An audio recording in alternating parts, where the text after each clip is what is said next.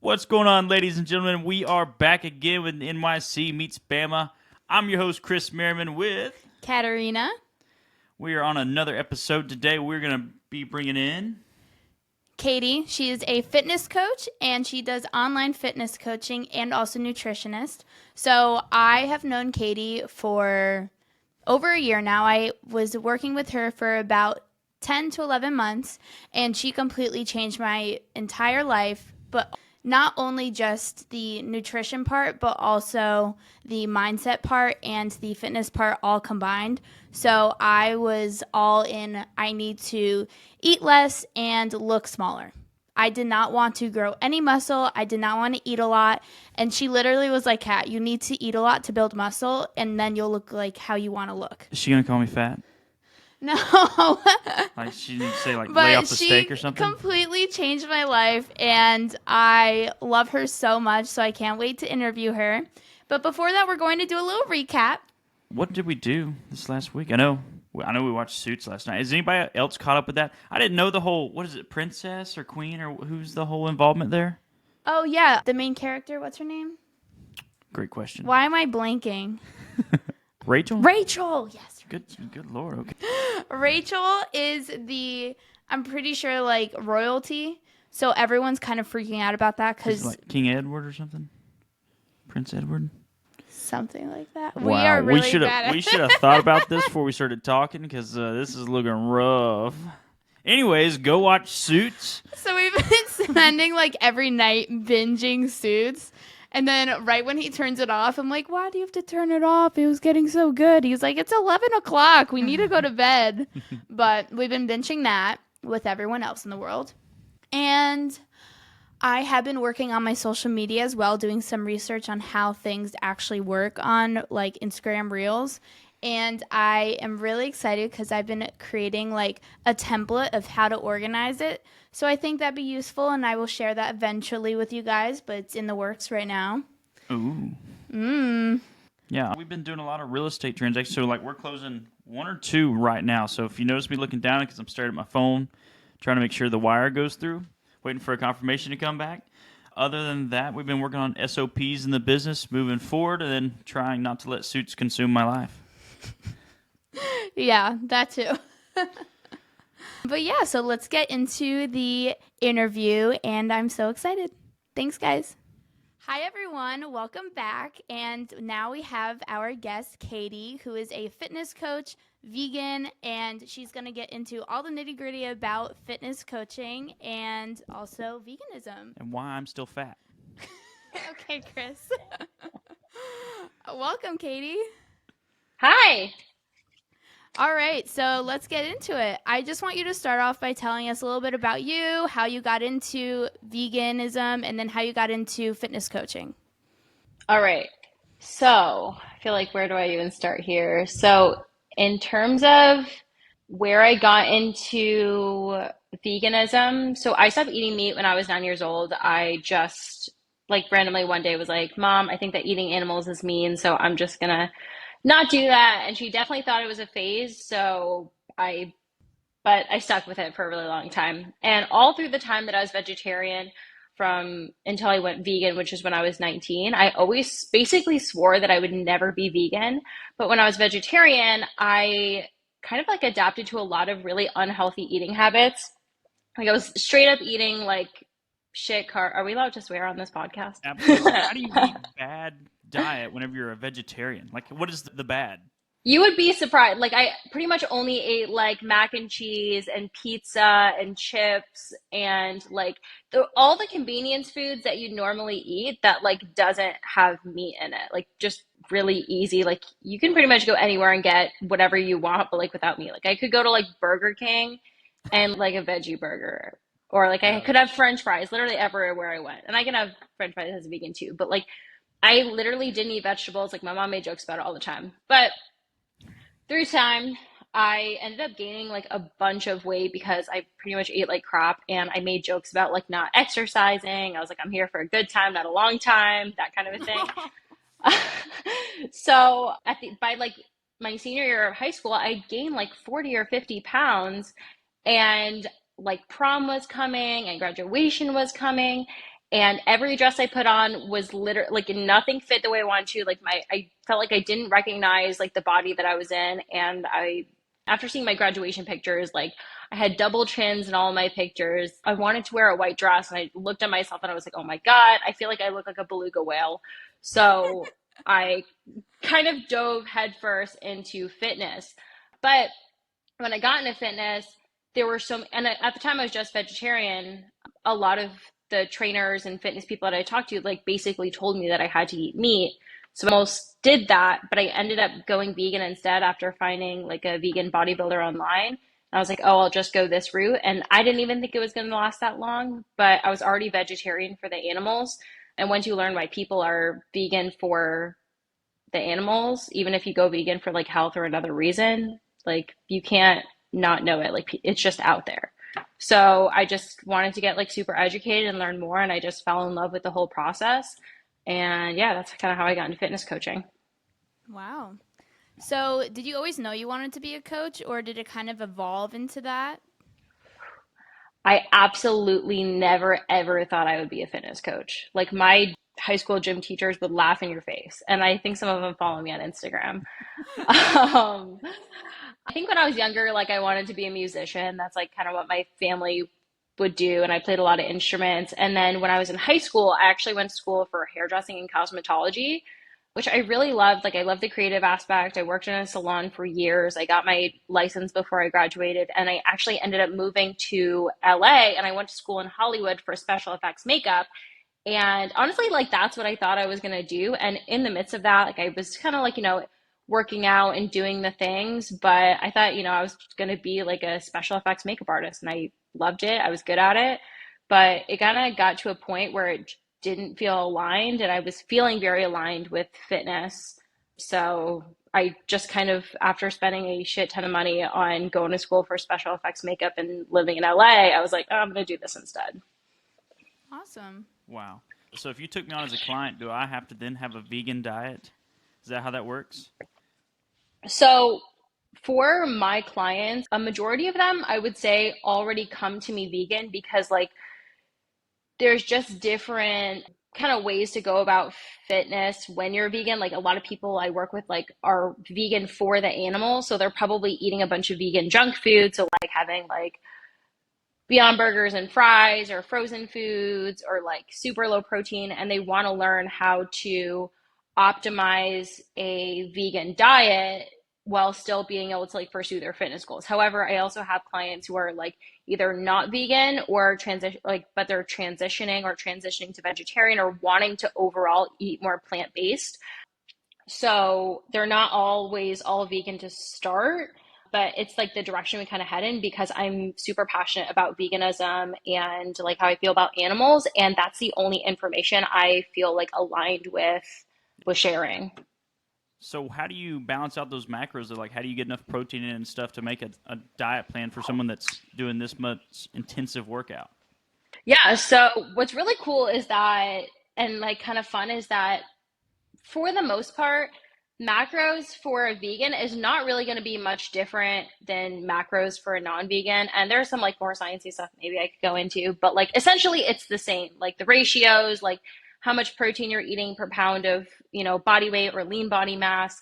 And it's just using different sources. So when you think about like, let's say your fats and your carbs, whether you're vegan or not, those are going to be the same sources. Like carbs, you're going to be having rice, you're going to be having bread, you're going to be having pasta.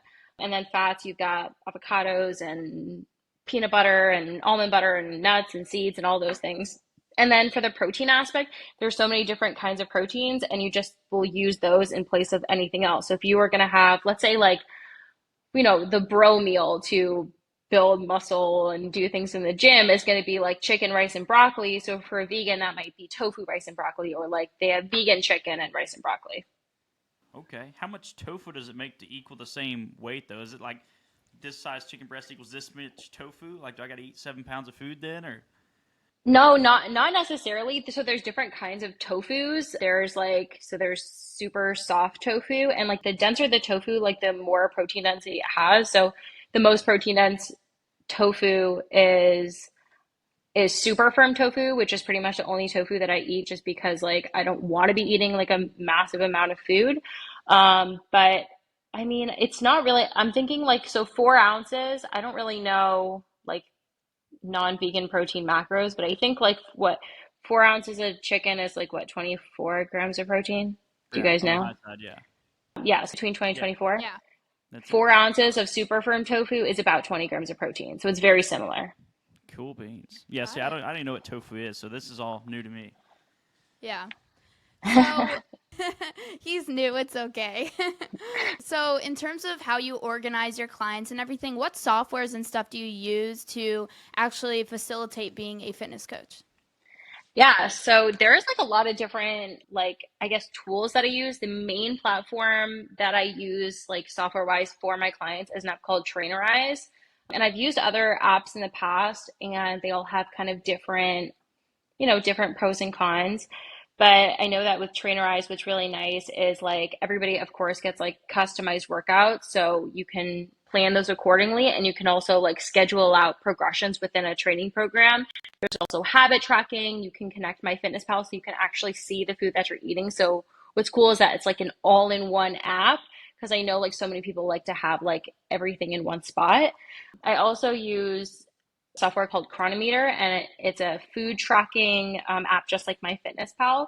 And I do like it a little bit better because number one, on Chronometer, the foods all have to be verified, where on MyFitnessPal, they do not. Like any random Joe could just like add a food and then it's not going to be massively off, but I like that it's as accurate as possible. And there are just some other features that I like a little bit better, but there's that. And then main thing that I use, and it's not necessarily for my clients, but it's like how I keep track of everything, like how I track my clients, how I track like leads, how I track like how just literally all of my projects and things is a software like websitey type thing called Monday.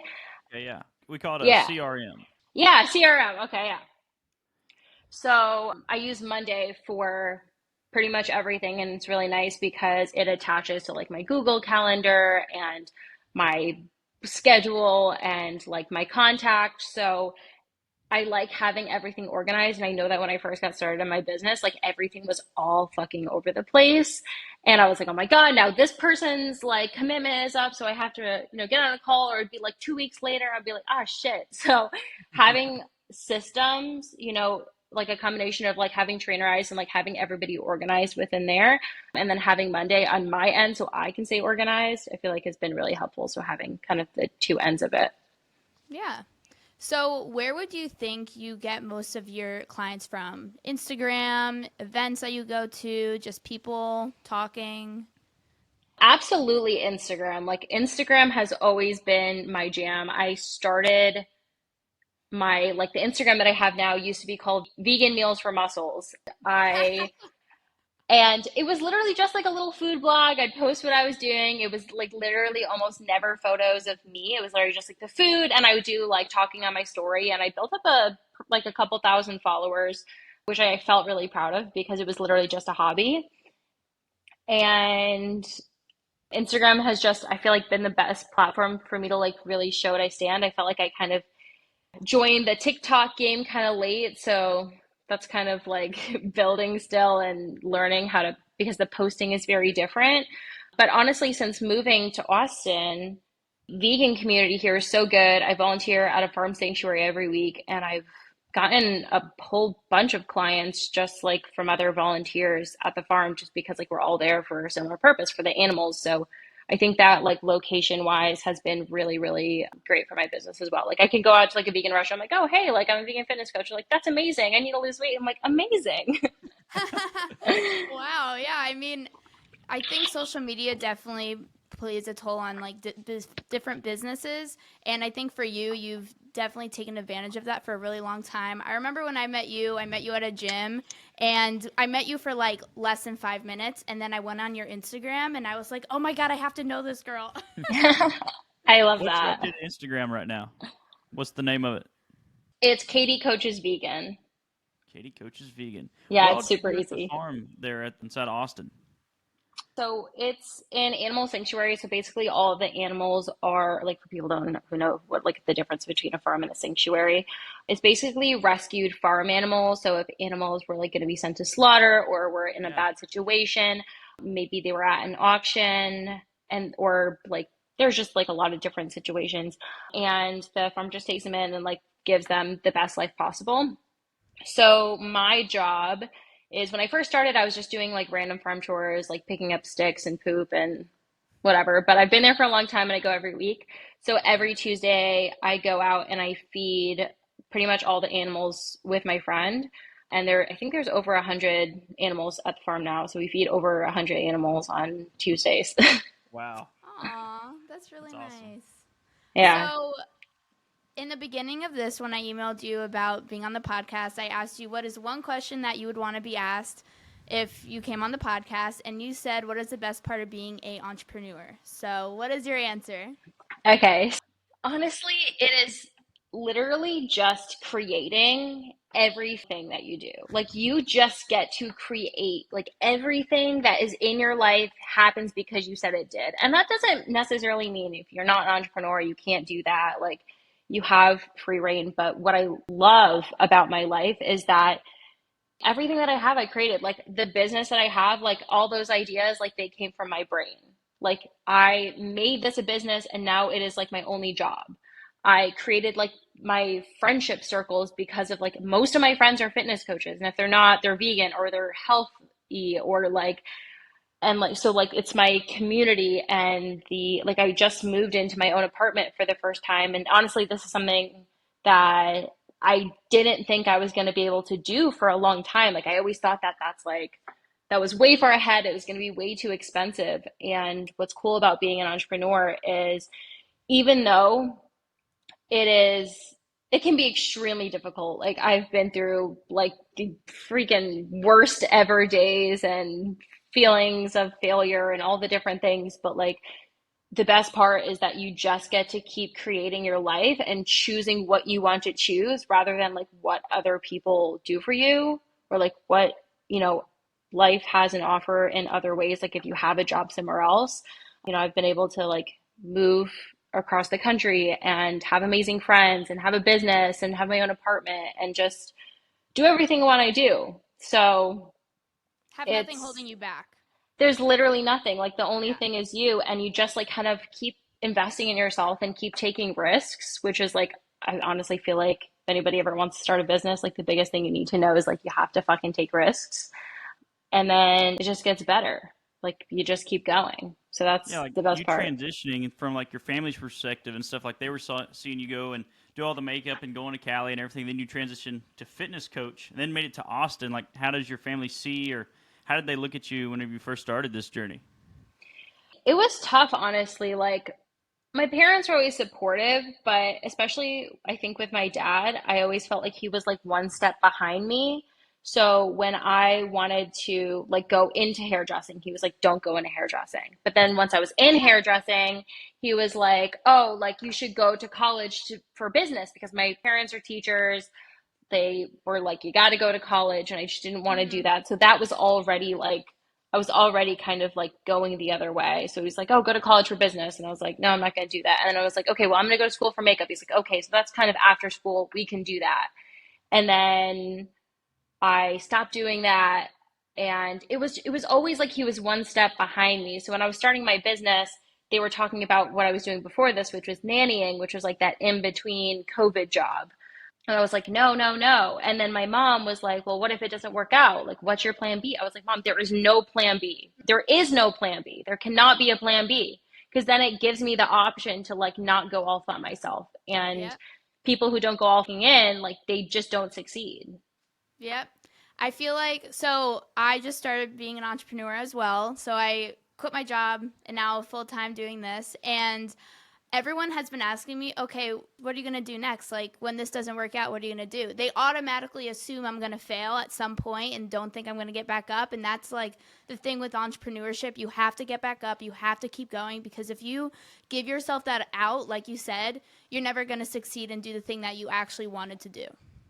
So I Exactly. completely relate with that. And it's like, and the thing about entrepreneurship is that like you are going to fail. You're going to fail a million fucking times. And it Mm-hmm. doesn't mean like your business is going to end, but you also have to remember like maybe it might, but at the same time, like there's no plan B. So like, you just keep fucking going. And one of my favorite things that like my mentors say is fail forward. It's like fall forward, but fail forward. Mm-hmm. And I just love that because it's like, well, I know it didn't work and now I'm going to try something different. So it's like you're always going. So I love that. I love that you are doing this full time and you went all in. Like, I thought that was really cool because I remember when you were like living in the city and you were doing that job and it was kind of like Yeah. stressful and overwhelming and there was a lot of things going on. And you lived in that tiny little apartment. Yeah. Now I live in Alabama. That's so funny. I love it. So it's really cool. So just to go all in on yourself and trust yourself and fail forward is the best part. And it like almost makes you look forward to failing because then you're like, awesome. Like now I'm just going to be that much better. Mm-hmm. One more step closer. Exactly. So you mentioned something about mentorship. How many coaches or mentors do you have? Have you changed since you started this journey?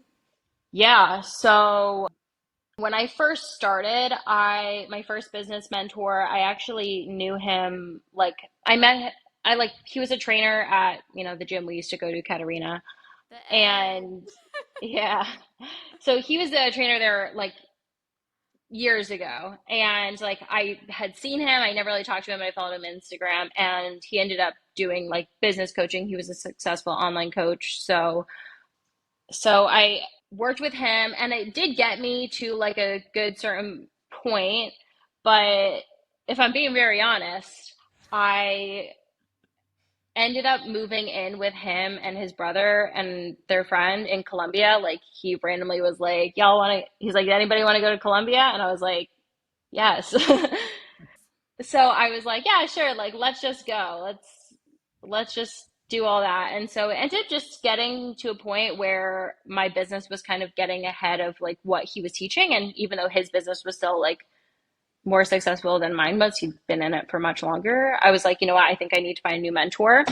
And I had like a friend and she had posted something about one of her mentors and I ended up reaching out to them and I did that one and it was amazing. And I was in that and I'm still technically in it, but I actually just invested into like a higher level mentorship. So just like basically like you invest more, you make more.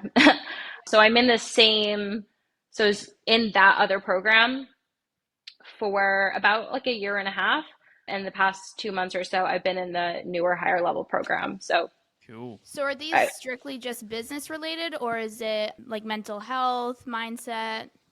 for my mentorships, Yeah. so it is business. It's, mentors for fitness coaches. So it is very specific for what I do. But there is so much on mindset and like basically like getting your fucking head right when you're an entrepreneur because like I said, like you're gonna fail, you're gonna have to take risks, you're gonna have to make decisions, you're gonna have to like think like a CEO, like what do you have to do? So a lot of it is like working with mindset. And when I joined the mentorship that I'm in now, like this higher level one, the first month was literally just mindset. Like this is what you need to do. Like this is how you need to set up your morning routine so you don't feel like a dirtbag all fucking day. Like this is how you need to this is how you need to set your workflow. Like just getting your fucking head right to actually do the work because, like the higher level mentorships you're in, like whatever you're working towards, like it's gonna get harder. So you have to make sure that you're in a good mindset. So they emphasize on that so much, but mostly it's business and it's that. Awesome. So I feel like on social media, we have the group of people that are all like, no diet culture, like work out for what suits you, and this is the plan that suits you, and not like an overwhelming diet. And then we have the people who are like, you need to eat no bread every day. You need to eat this much protein every single day. Skip your breakfast. Like, have you met those people, or are you surrounded by people that are more in alignment of what your values and mission statements are? So, that is such a good question. I love that question because, like Katarina, like I am very much like, we got to figure out what works for you. When we worked together, we were like figuring out what was going to work with nutrition, what felt good, not only like physically in your body, but like mentally, what felt good with your nutrition. There's so many aspects to it.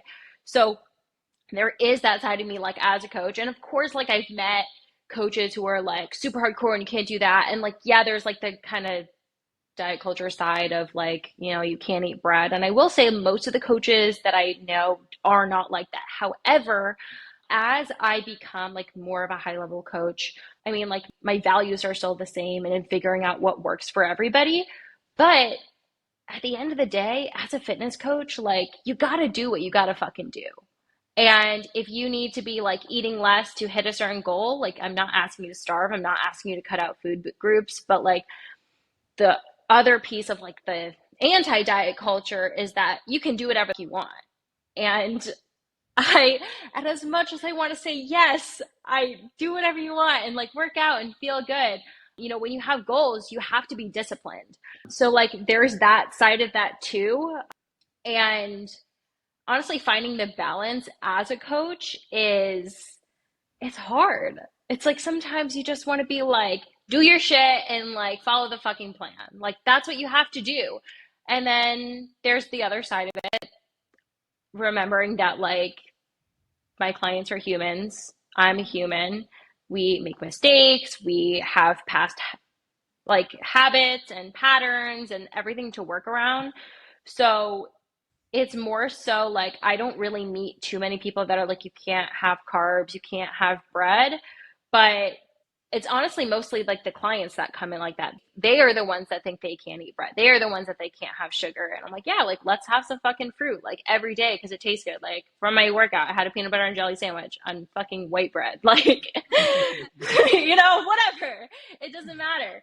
I strongly believe like it is all about balance, and all of my coaching friends are very similar. But what I love about my friends that are coaches and like the people I surround myself with is that like we are very integral. And I think that is what matters most. So, and integrity is so personal. Like if you say that like you were going to stick to your diet 100%, then you better do it. And like that's what we're going to do. And a lot of my friends are competitors. For me, like what's integral to me is like training really fucking hard, being like I'm a week and a half out from my first powerlifting meet, so like I do have to dial in. Congratulations. Thank you. But yeah, so it's like it's not necessarily like strict versus not strict, it's like integral versus like diet culture, anti-diet culture. Does that make sense?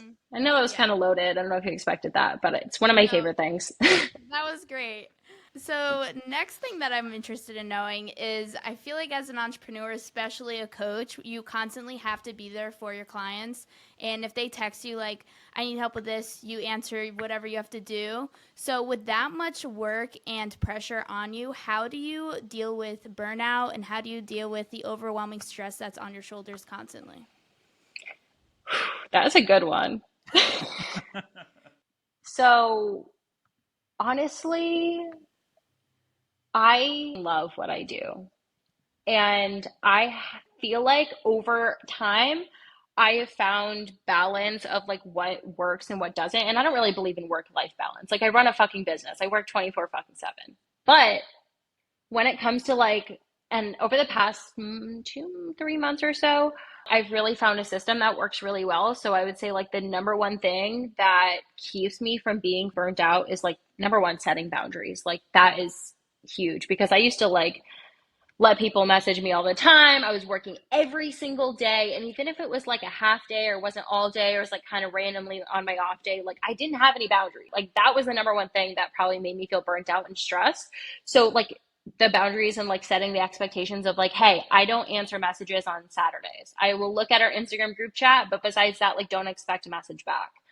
Saying like don't expect a message back after 8 p.m. or little things like that. The next thing in terms of like not feeling burnt out is honestly just having like a bomb ass morning routine and a good workflow. And I have never really been a morning person, but for the last like 2, 3, I don't know, it's a good chunk of time, I've been getting up at like 5 or 6. And I used to just sleep until whatever because I was like, oh, I can do that because I run a business. And for a while, that was something that served me because it felt good to sleep. But now what serves me is knowing that like I can prioritize myself in the beginning of the day, and none of the first hour of my day has anything to do with work. So I literally wake up, like I put my phone on the other side of the room, so I have to get up, and I literally tell myself like if I get back in bed, I'm sleeping on my goals. Like that's literally what I'm doing. Sleeping on your goals. I like that. It's like literally I'm gonna go sleep on my goals. So I get up, shower, like get ready. I always like do my hair. I put makeup on every day because like I know it makes me feel happy. I know if I walk by a mirror, if I film a video, if I have to get on a call, like I'm looking good. And then the next thing I do is I move my body. So like I'll stretch a little bit and I will like walk my dog around my complex. And then the last like 20 minutes of that first hour, I'll do like some sort of journaling. So like the whole first hour of the day, I do not look at my phone besides to turn my alarm off on the other side of the room. Like I don't look at it because one of the worst things is like a lot of entrepreneurs will do is they'll get really stressed out. And the first thing they do is like, oh, I've checked my email, I've checked my messages, I have to make sure everything is good. And when you go back to the first thing and say, hey, like I'm setting boundaries, this is when I do that. And you know that you're going to check your email at a certain time. You're going to check your messages at a certain time. You don't have any anxiety because you've set those boundaries that like your clients aren't going to be upset that you're not messaging them back. And then just having really, really intentional work time and having intentional off time. So like that kind of goes along with boundaries, but like I like to set timers on my phone. And the last piece is like probably like just giving yourself grace. Like if you need a fucking break, it's okay to take it, you know?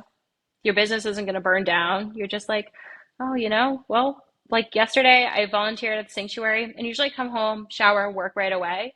And I pretty much like fucked around my apartment for like 4 hours. And then I was like, oh, well, now it's time to get to work. And I felt really refreshed because I intentionally took time off and didn't try to like force myself to do things when I felt horrible. Now, there's time and place for getting your shit done, but like you learn the balance for yourself. Yeah. I like that. So with veganism and coaching, there's always things like do this, don't do that. What would you say is the most misguided information about fitness coaching as a vegan? Probably just that like we can do anything that anybody else does. You know, like ever since I got into the gym, like I said, everybody was telling me like I can't do certain things and there's like misconceptions around like, I mean, soy is one, but I think the biggest thing right now is like processed foods, like let's say like vegan meats and things like that. And there is so many like misconceptions. And somebody messaged me on Instagram the other day and they were like, hey, my friend, you know, is one of your clients. Why are you encouraging people to eat Morningstar products? They're full of hazardous chemicals. Someone emailed you this? They messaged me on Instagram. Yeah. What the heck? And I was like, number one, you've seen my Instagram. Do I look like I have a ton of hazardous chemicals inside me? No. And people are just like massively misinformed because like one piece of information will come out about like seed oils, which like I'm not even gonna get into because this is not a science podcast. But one thing will come out about it. But like basically that people like will get really mad about seed oils. And the reason for that is because they are like omega-6s, and one of the biggest issues and like leading causes of like heart disease and or like correlations, you know, heart disease and cancer and like all these other shitty health conditions come from like a crappy American diet, which is way too high in omega-6s and way too low in omega-3s. So everybody's thinking that we need to like eat way more omega-3s when most of like the omega-6s are coming from the other things. But I track all of my food. My clients track all of their food, and I literally see exactly how many omega-6s and exactly how many omega-3s are in the foods that we're eating. And like you do need a healthy balance of both, but like they're not talking about like the, you know, 3 ounces of processed vegan chicken that I'm having once a day versus, you know, having a whole meal at McDonald's or like, you know, grabbing a frozen meal, which people don't realize. And then people talk about like hazardous chemicals and like talk about all this stuff. And I was like, dude, like potatoes, like non-organic potatoes are literally one of the most poisonous things. And I still eat non-organic potatoes, but like they have to go through a whole process. They use pesticides that are so strong that they have to like sit in a shed for a long ass time. and it's a potato, and people are getting mad about me eating a Beyond Burger, and I'm out here like squatting 250 pounds, the healthiest, like best looking I've ever been, and they still want to try to tell you wrong when they're in like way worse shape. So it's like there's so much like against like a lot of different aspects to veganism and health, but the thing is like you don't know what you don't know, and people want to talk a lot about the things that they don't know just to justify that they don't know it, and that can go for any field. You tell me I don't know it. So it's just that vegans do anything that non-vegans can do in the gym, like performance wise. Like there's a whole book, there's a whole movie on the, the game changers and the whole plant-based thing. There's a book called The Plant-Based Athlete, and like talks about how like plant-based athletes are like running ultra marathons, which are like 100 miles, all on a plant-based diet. And it couldn't be me. I did run my first 5K this year, but I think ultra marathon is pushing it. But it's really just showing that like we can literally do anything, and there are different, there is a path to it, and it's just different than what we already know because there's so much more available now. There's so much science coming out, and it's, there's a lot of misconceptions. I know so many people who don't want to eat meat. They don't want to consume animal products, but they do want to hit their fitness goals. So they just eat chicken and they eat eggs and they eat whey protein because they think they have to. And like my mission in life is to like show them that they don't have to. Like I'm going to go and compete in a week and a half and do my best, inspire as many people as I can. Like I literally have vegan AF tattooed on my thigh so everybody can see it. Wait. What's tattooed on your thigh? Vegan AF. Dang, that's serious. That's commitment. Yeah, it is commitment. And that's exactly what it is for me. Like I am very passionate about veganism and like animal liberation and everything around it. And I just want to, and I am so grateful to have a business and a life where I can talk about it all the time because I feel so strongly about that. And I know not everybody is like so fortunate to like have a job that is like not only in alignment with like their personal values, but like everything that they want. Like everything in my life is essentially vegan fitness. And it's so amazing. Like health, strength, confidence, and like, it's not all just about going to the gym. Like we don't just go to the gym to work out. I mean, we can, but like it builds confidence. It builds like strength. It just, it's good for your mental health. There's so many aspects to it. And of course, when you're going to the gym, we want to see results. So the best way to do that is to, have a plan and have a structure. And there's so many people that don't know how to do it vegan. And like, that's what I want to do. Yeah. That's cool. Aww. So obviously you have a lot of knowledge. Where did you obtain all your knowledge? What credentials do you have? So I love education. I love learning. And I never thought I would say that. But when I first got started, I did just a like ISSA personal trainer. And then I did like a certified sports nutrition specialist. Yeah, I don't know what it is, but I am certified. And then I did a plant-based nutrition certification through like eCornell. I am precision nutrition certified. And then I am in the process of going through some courses through Clean Health, which is like the best fucking course, some of the best courses out there. And I've done performance nutrition level 1 and Strength Systems International level 1, 2, and I'm on level 3. So I don't know, that's like 7 or 8.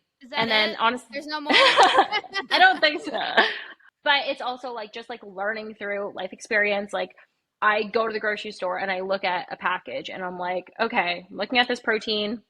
What are the ingredients in it? Okay, so this person on the internet said this ingredient is bad. I'm going to go figure out exactly what it is and like what is wrong with it. And if there's actually anything wrong with it, and if the amount that I'm consuming or my clients are consuming is actually going to be harmful. Because just because like I'll be honest, vegetable is obviously going to be better than something that's like processed, but there's different purposes. And so I like to be as informed as I can. So when people like that troll on Instagram messages me, I can be like, hey, like, I totally understand that there's so much misinformation out there.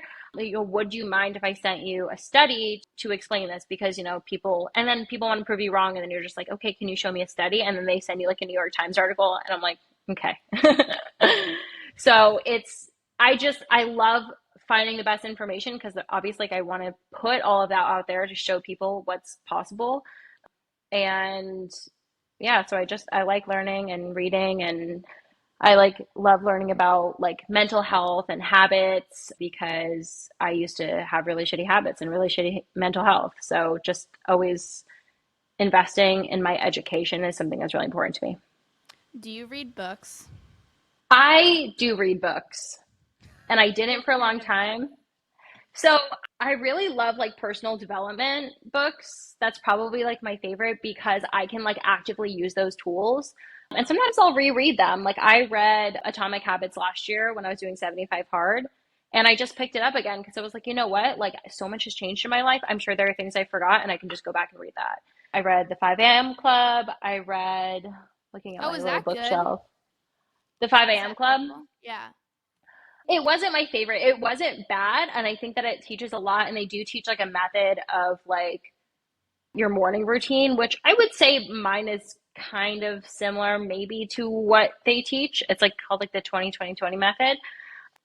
But it wasn't my favorite. But a lot of people do say like it changes their life. Like a lot of people are like, oh, I'm a morning person now. But it basically just nails into your brain that like successful people are morning people, which I don't think is true. I think it's really based on you and your body and what works for you. Yeah, exactly. The millionaire or the $1 million doesn't care. Yeah. So, I mean, I like, and then anything like, oh, I read this book called Do Less, Katarina. Like, I think that you would love it. It's by Kate Wait, no, Northrup, and I have that. it's so good. Have you read it? No, You I gotta read haven't it. ever read it.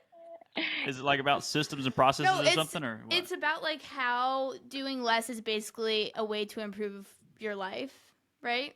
Nailed it. Yeah. Yeah. Yeah. So, well, that's like part of it, but it has so much to do with like a woman's energy cycle, which I think is really cool because a woman's energy cycle is going to be so much different than a man's. Like a man's energy cycle is 24 fucking hours. Like they could just like That's right. get up in the That's right. morning Tell and me start more, Katie. over. See, I told Hey, you. okay, but I'm going to tell you why a woman's energy cycle is more powerful. Oh, Give it to me. I need to know. No, but so a woman's energy cycle is 28 days, which is, makes you know. sense.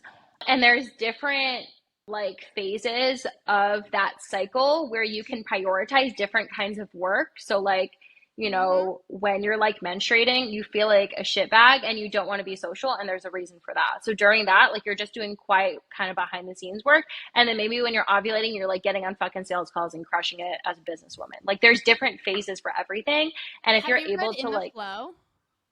no, It goes is all it kind into of like that, that? and I read it, and then I told him about it, and so you saying that is probably like Oh him yeah, I've been freaking hearing out. about this. Like I'm in this cycle or this. I'm like, what does that mean? Damn it, Chris, I'm in my luteal phase. Don't you Yeah, understand? that's literally what she said to me. Like last week. I don't want to talk about your cycle, but last week was luteal. It's public. It's okay. Yeah. But I love just personal development, learning about myself, learning about my brain, learning how I can just like overall be like more emotionally intelligent, more self-aware, because those skills are going to like help you when it comes to, your business. And then obviously like books about like veganism, fitness, like a book called How Not to Die is all about like whole foods nutrition and like reversing like chronic diseases and illnesses. And then like plant-based athlete was just about athletes, which is really, really cool as well. So just like whatever I'm feeling. Sometimes I'm feeling like I want to do personal development, and sometimes I want to like read about like how to be strong as fuck. So I feel like those are it's all educational. I've taken the route of Colleen Hoover, so we're on different reads. Okay, so one more question. What advice would you have for someone that is just starting out and they've been in the fitness like mindset for a while, but they're getting really unmotivated and don't want to go to the gym anymore? What suggestions would you have for them? You mean like the weekend warrior, like they're trying? yeah. Sure. Honestly, like I owe my whole fitness journey, life, career, everything to this. And it's just don't fucking give up. Like, just keep fucking going. Like, take it one day at a time. Like, you go to the gym, like, you have a plan, and then maybe one day you're excited. You're like, hey, maybe I'm going to start a plan today. Like, I'm going to go on Pinterest and I'm going to print out a 5-day workout split. I'm going to go do that. And like, the more wins you stack, the better you're going to feel, the more excited you're going to feel. And then you just keep going. Like, you just never stop. And that's when I first started going to the gym. I had no idea what the fuck I was doing. I had no idea. And I just kept going and kept going. And then the information is going to come to you. Like, it's going to get absorbed. You're going to follow people on Instagram. Maybe you sign up with a coach and your goals are going to develop. And it's just not having the mindset that you have that one goal. Like, maybe you want to get into fitness because you want to lose 10 pounds. And maybe you're having a hard time with that. Or maybe you crush that goal. You lose 10 pounds and then you stop working out. You don't have that goal. You just keep going and just trust that, like, literally and this is just my personal belief, but I also think it's fact. But when you're like in fitness or like, and it doesn't necessarily just have to be lifting in the gym, like, just you are genuinely intentional about your health. And like I said, everybody's gonna be different. Like, I love powerlifting. It lights my soul on fire. I'm really fucking excited to talk about it and do it every single day. But I know other people who like, yoga or like running or just like general weightlifting, or they want to get into bodybuilding, that like, just keep going and you're going to find what works, and you're going to want to push yourself, and your life is going to get exponentially better because you choose to invest in yourself. You choose to invest in your health. And not just like financially, like getting a coach, but like by going to the gym, like, you are investing in your future and like being able to be the one to wipe your own ass when you're 90 years old. Like, you're the one that's going to be like, maybe you have grandchildren, like, you want to run around with them, it's all those things. So you're always investing in your health, and like, everything is always getting better. And like, we get into this mindset that like, we're going backwards, or like, oh man, like, I fucked up, I binged, I went out drinking. And we think that we're going backwards, but like, going backwards is literally impossible. So if you just keep going, like, you're just going to keep going.